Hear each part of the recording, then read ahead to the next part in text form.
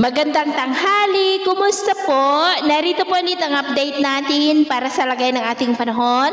Ngayong tanghali po ng March 8, 2024 na kung saan sa ngayon ay wala po tayong binabantayan na anumang sama ng panahon sa loob at labas ng ating area of responsibility. Ang hanging amihan ay patuloy pa rin na dumadaloy dito po sa northern part ng Northern Luzon, habang easterlies pa rin ang hangin na umiihip sa may southern Luzon, Visayas at Mindanao.